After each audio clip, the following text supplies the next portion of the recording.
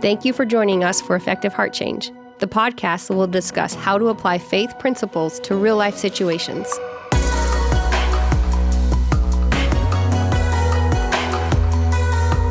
This is Effective Heart Change. And it is good to be here for Effective Heart Change. We are jumping off of a real cliff today. It's called PTSD from a spiritual worldview. Wow, that's a mouthful. That is, isn't it? To say nothing about the spirit. Well, say nothing about that, but PTSD has become so incredibly common in terms of what's happening today. And just to start with a basic definition, PTSD, post-traumatic stress disorder, it's a syndrome. It's a thing that is used to describe when people, especially war zones. I mean, that's where it really started.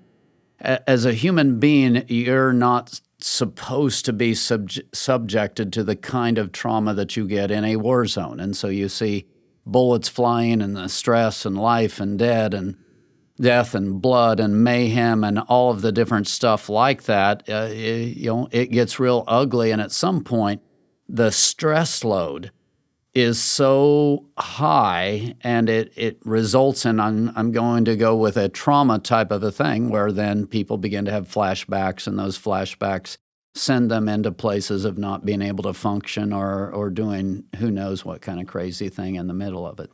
They're overloaded. Overload, that's a great word. It's a situation where day in, day out, day and night, you're in the midst of a traumatic situation. And how do you deal with it? How does the body deal with it? How does the spirit deal with it? And if you go to the spirit realm stuff that I talk about and teach, in the spirit realm, there's no time. So when I get triggered, it's like the best description I usually use is file drawer. You've got all of these things in one file drawer. So I've got all of these war kinds of experiences. And I take all of those and I put them in a file drawer. Well, at some point, some event that comes along, and it doesn't even have to be a war kind of an event. It can be a phrasing. Maybe one of the people I hung out with in the war, they used a particular phrase a lot of the time. Well, somebody comes along and uses that same kind of a phrase. All of a sudden, it's like that file drawer just got open, and I'm operating now from the inside of that file drawer. That's what the spirit realm does. It operates really almost outside of time in a way that can collect all of these experiences together into one single moment, and now I'm having to deal with all of that stuff right here, right now, all at once. So you said in the spirit realm there's no time. Now, expand that just a little bit, because I earlier in the class when you said that, it struck me as no time. What do you mean no time? If you think of the word eternity, and the idea of spirituality is connected to eternity and et cetera, what is time like in heaven? What's time like in God's point of view? And the best description that I've come up with is that it operates outside of time. It's almost like it's so the spiritual part of us operates almost outside of time. So it's not chronological. Our brains are more chronological. And when something's a month old or a year old or several years old, our brains tend to fade on that. I believe your spirit is very different. I think there's storage at the spiritual level that operates almost completely outside of that time frame. So it doesn't matter if it was when I was in the womb, when my brain wasn't even functioning yet. If I had trauma stuff laid down in the womb, that trauma stuff is written on my heart in a way that it continues to affect me 50, 60, 70 years later, almost as if there was no time gap. It all just collapses into one particular frame, and I'm responding to life from the inside of that frame. You can correct me if you're wrong, if I'm wrong, but humans are what time was made for. God is timeless. He has no yesterday, today, or tomorrow. He is. And for humans, we get obsessed with past, present, or future. And the reality is in the spiritual realm, which we all have that capacity, there is a timelessness. That's why I wanted you to clear up no time. And that's why the eternal part of us, really the best language is outside of time, or there is no time, or whatever, but it's all just kind of compacted, compressed into a single point to where we're responding out of this entire thing, even though our conscious minds can't comprehend that. So our conscious mind isn't able to hold all of that in one package. Well, the eternal part of you can hold all of that in one package. And so next thing you know, you're responding to this entire file drawer of stuff from all kinds of different time periods in your life as if it was all right here, right now. So what that has to do then with the PTSD, if you think about it, that's huge on the PTSD. I'm facing a situation that doesn't seem like it should be that big a deal, and all of a sudden I've got these flashbacks going on. And stuff is getting triggered. I've got flashbacks. I'm looking at this trying to figure out, why am I responding to life this way? And it's, once you understand the spirit realm, it's not that hard to understand why you're actually responding to life that way. So you made mention that this really came from all the war situations that have been going on forever, it would seem. But in our lives outside of that kind of experience, we still have those events. And I would hasten, we talked about war. That's obviously a stress situation. And then you brought up that it could be something outside of it. Absolutely. In the midst of it. So, or later on. But what I was looking at was that we're affected by things that we're not conscious of on a really deeper level until there is something that triggers it. And it can be in a life completely, quote, peaceful, as well as in a war or other situations. Let's go ahead and talk about some of those other situations. Sexual abuse. Mm-hmm. We are creating things that are outside of normal humanity. I mean, when you and I are talking, I might say something that offends you. Okay, that's kind of a normal humanity, fallen, sinful human beings, But when you get into rape, when you get into sexual abuse, when you get into murder, when you get into things that are just, they crush our humanity. They bring a level of brokenness to us that's just at this highly accelerated level, then I'm going to have this higher reaction to it. Now, let's go back to the basic idea of what I talk about with PTSD, which is when what's on the inside is not adequate to handle what's coming at you from the outside, then you have this breakdown moment. So what's on the inside of a typical human being simply is not designed for sexual abuse, for rape, for murder, for war type of scenes. So when I'm in those kinds of zones, it makes sense that there's a kind of a crushing, a kind of brokenness, a kind of disabling that happens that is a PTSD type of response to difficult life situations. Duh, of course. We're human. We're not designed for those kinds of things. So then I start having different kinds of trauma, broke down reactions to life. Question gets to be, where do I go from here? Yeah. Or where do I go, period? And we need a place, a refuge, particularly with things that we can't handle.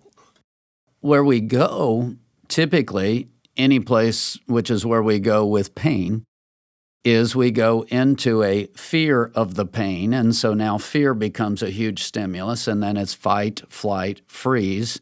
So I've got one of those things. Sometimes I go into the freeze zone where it just disables me, and I'm in this kind of a moment, a lot of times just almost vibrating, just kind of in this frozen spot, but I can't respond, or I do a a fight response where I accelerate and just kind of become angry and act out in different ways, or I do a flight thing of, okay, I escape, and a lot of times with addiction, I turn to some form of medication, an alcohol or some sort of a drug that allows me to be in flight, and I'm able to escape that particular thing.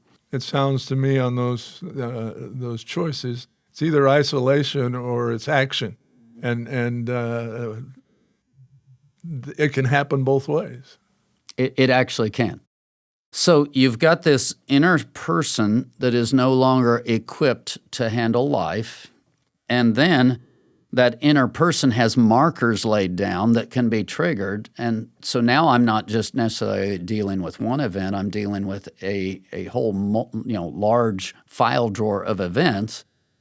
How do I deal with that? How do I deal with the PTSD? The basic answer, if you go back to my definition, is what's on the inside has to be built up to a level to where it can handle what's coming from the outside. So the simplest answer is, how do I build up that guy on the inside so that he's able to handle what's coming at me from the outside, especially when it's some of these grotesque, sick things? And one of the things you mentioned earlier, on a human level, we don't have that capacity. So that points to the spiritual side. On a human level, and we'll get to the spiritual side, but we don't have the capacity to handle that. So how about if we actually start living in a safer zone? I mean, that's one of the things. If I'm struggling with PTSD, I might want to get out of the war zone. I might want to get out of the sexual abuse zone. So the first solution is actually natural. Of okay, can we get you to a safer place? So it's a little bit of a form of flight, but we'd hope a positive direction and not a negative one. Right. So I want to get to a better environment, a safe environment. And so when you've got someone who's in that kind of a zone, man, we've got to get you out of there. We've got to get you to a safe place. So that's why they call them safe houses, huh? Yeah. So that's just a very practical level. Once you're out of there, how do we start building up, which is what you spoke of just a little bit ago, which is, okay, we've got to get to that supernatural zone where we're drinking in stuff from the outside. We're connecting with God, we're connecting with godly people, and we're getting that interior built up. Now, there's a problem with that. And the problem is very simply this: if you've just been through a PTSD type of experience and the trauma is high, what's your ability to connect with God and what's your ability to connect with people? Well, we tend to retreat.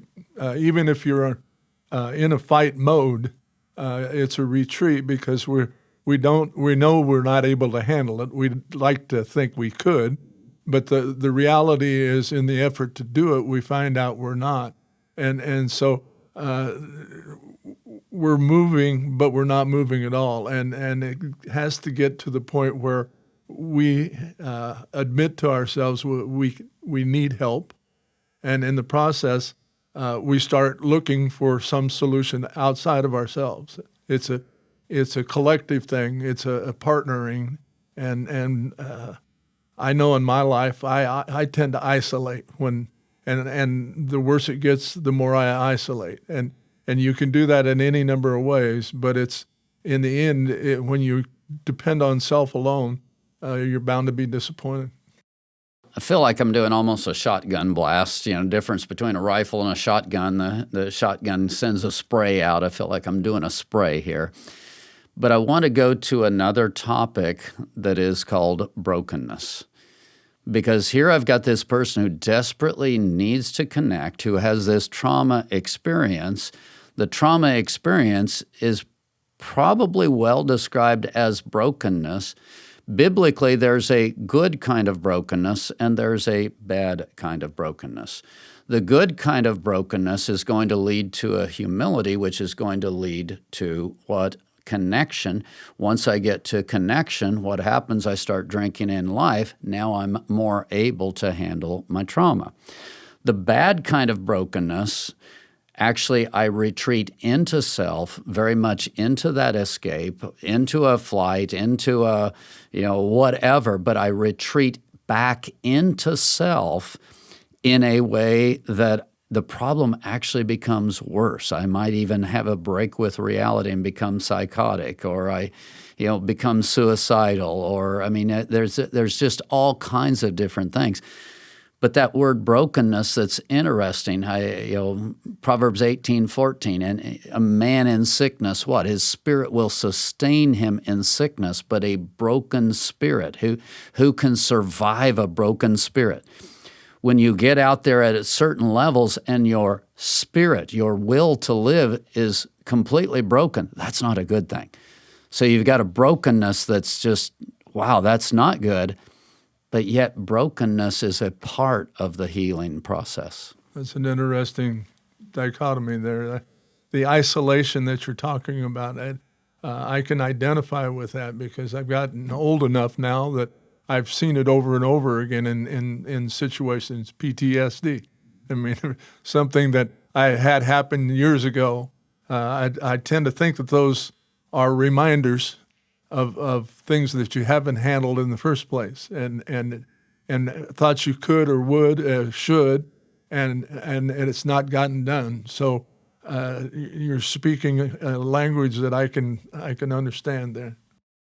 With PTSD in class, we had someone who brought up, what if it's not a hard blow?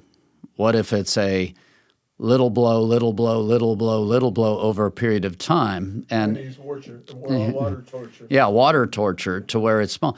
Sometimes PTSD does not come out of those massive, huge blows. It comes out of your dad left. And then after your dad left, then we don't have money to pay bills. And then this thing just keeps accelerating over a period of time to where now I don't trust the next person, and then the next person walks out of my life, and now all of this begins to build into my file drawer to where now I've got this area where what's on the inside is not adequate to handle what's coming at me from the outside.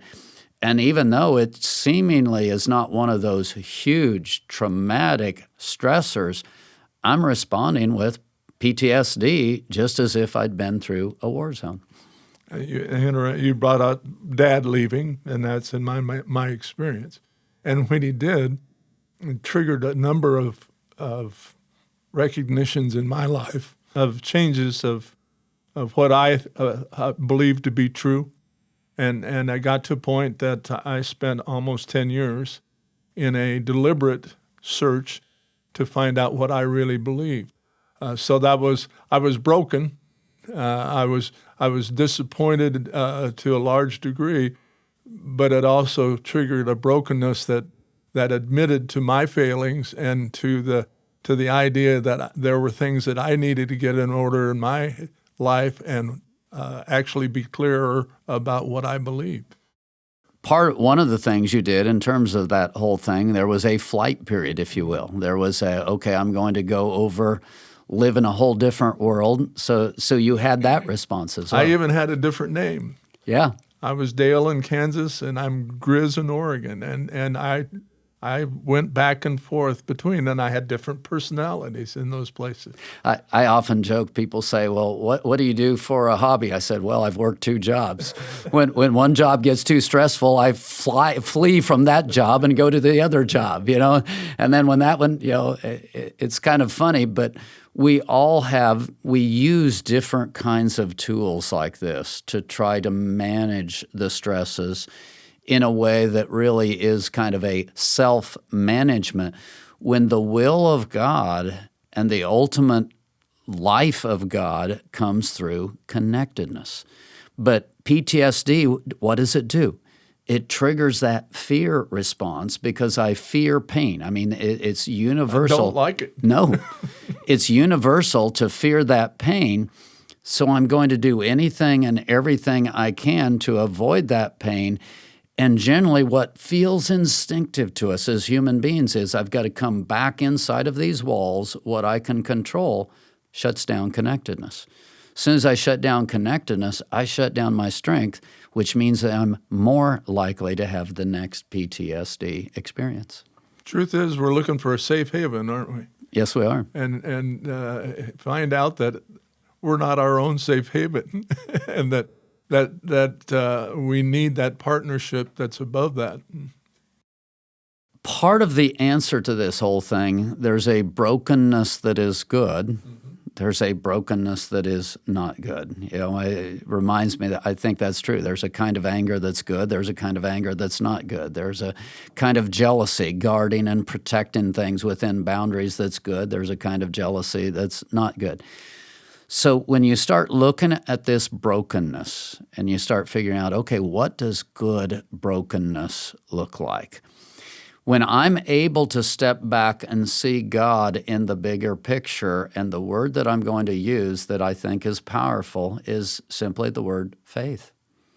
When I'm able to get back to a faith perspective, I'm able to either receive something from God, hear something from God, drink something in that way, to where I'm able to step back into a faith perspective, and that faith covering comes back in over my life and my life circumstances. Now that brokenness can move me back to a place of connection with God in a way that I can drink in life. But when the faith is broken, when the will to live is broken, then I tend to just stay in the middle of that broken PTSD experience, and it just gets deeper and uglier and worse and worse. When you were discussing the two brokennesses that you just shared, I was hit with the verse that God works all things to the good of the person who loves him, and the part we always forget is called according to his purpose. So even those bad brokennesses can be turned and are turned by God good situations. They're good memories instead of being bad memories. And I love verse 29, which follows that, which is whom he foreknew, he what? He predestined, we get stuck on that word, to be transformed into the image of his Son. He wants Jesus not to be an only, he wants all of us to be changed into the image of Christ. And so the will of God through all of that, when I connect with God, when I drink in the life of God, what flows through you sticks to you. That's one of the one-liners I use over and over again. If in my brokenness I'm connecting with God, every event that comes along has the potential to transform me more into the image of Christ. And guess what? That's what we get to take into heaven with us. That's what's eternal. So from that point of view, no matter what happens to you, if it drives you back to God, you connect with God at a higher level, you drink in the life of God, and you start responding the way God wants, it works for the ultimate good in terms of eternity. The word purpose jumps to mind. I can purpose to do something, but it doesn't happen on a level like when God purposes to do something, and I agree. I accept. I'm caught up in it, and I'm much the better for it. Let's go back to that word faith. When I see purpose, when I see bigger picture, when I believe in a benevolent God, a loving God, a redeeming God, this is huge for PTSD. So much of the time with PTSD, it's like the file drawer is open, it's being triggered, I'm in this negative zone. There's no ability to see this bigger picture and to see where we're at and to make this thing work. But when I've got this covering of faith and I really believe in a redeeming God, and so let's just take my PTSD, and all of a sudden I'm able to get one positive outcome where I can build my faith. I can see how God worked in one particular setting, one particular circumstance. Once you get that faith covering, it's so much easier to start moving this thing back to a positive direction. Do you want to bring dead dogs into this? Sure, why not? Well, one of your early writings was dead dogs. You lived on a curve on the highway going south from McPherson, and You you experienced multiple times dogs dead in the highway, and so you played on that. Give us a little. Yeah, when I was a young kid, it got to the point I can remember marching into the house. Another dog had been killed on the highway, and I marched in the house and said, well, time for a new dog. Yeah. What happened? I'd become numb to all of that, so I was experiencing life in a different way. Out of that, I developed this concept of the file drawer that I've already talked about, where written on your spirit are all of these different kinds of experiences, and you're responding to the collective of that. So here I am, I've got my traumas, they're all collected together, they're all a bunch of dead dogs lying on the highway. Package. Yeah, just a nice package, a stench, if you will. To get better, somehow I've got to start getting those dogs off the highway. And in class, one of the things that we talked about that was interesting, someone's like, well, I did such and such, and I thought I had gotten healed, I thought I'd gotten delivered, and this new experience came along and I'm still responding this way. I guess I just didn't do what I thought I did before. Well, that's what I call a deliverance mindset. That's that thing of, okay, we're going to drop one bomb, so to speak, and it's going to blow up the whole file drawer, and it's going to be gone. We, as human beings, we're layered. So all of those experiences, they're all like a dead dog laying on the highway, if you will. You can go in and clean off 4 or 5 of them and be better off than you were. But they keep coming. But there's still some there. There's a layering of those experiences. And PTSD is like that. Once it happens, once you have that traumatic experience, all of these new experiences end up being much like dead dogs, just another one laid up, another one laid up, another one laid up, another one laid up. At some point, you've got to reverse that process and start taking those things off. And you can clean out a lot of those, and every time you clean one out, you'll get some level of relief. But guess what? You're not necessarily going to have the whole thing gone at that point. Let's take it back to faith. A lot of times people expect that one home run.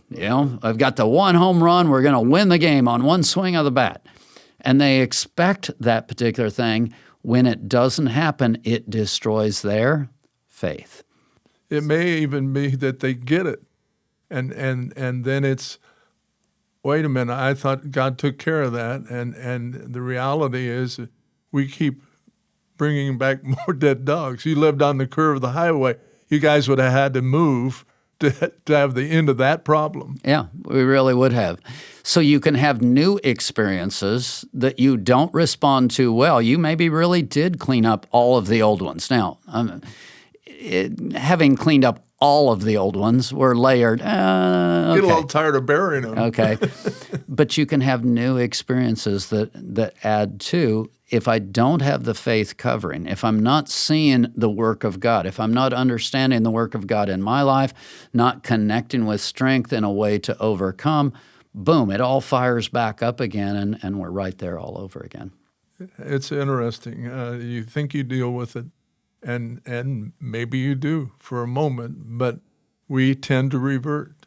The question for me is, if we don't deal with it, the pressure just builds and builds, and even I was taken by the description from the lady that said, I was never in a war situation or anything like it, and just realized that I suffer from PTSD or whatever. I can't even get the PTSD. There you go.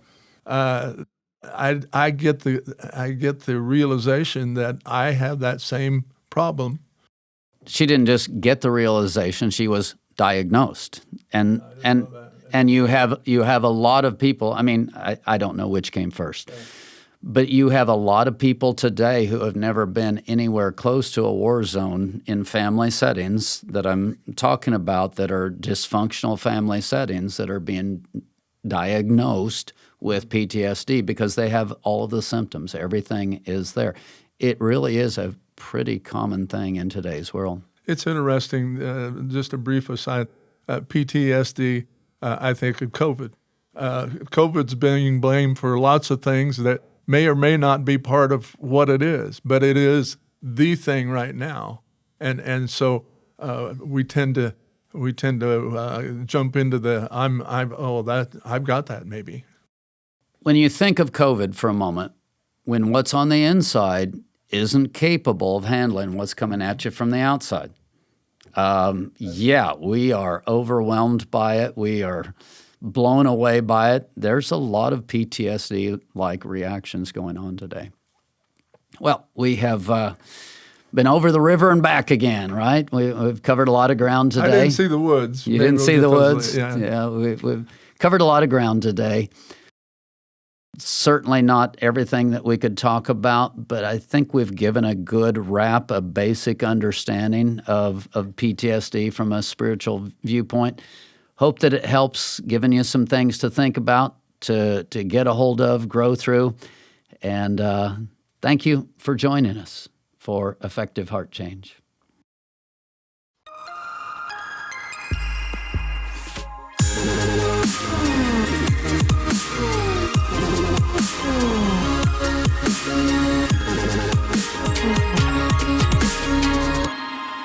Video production, editing, and audio by Matthew. Set design and setup by Ashley. Content recorded live at Studio 104.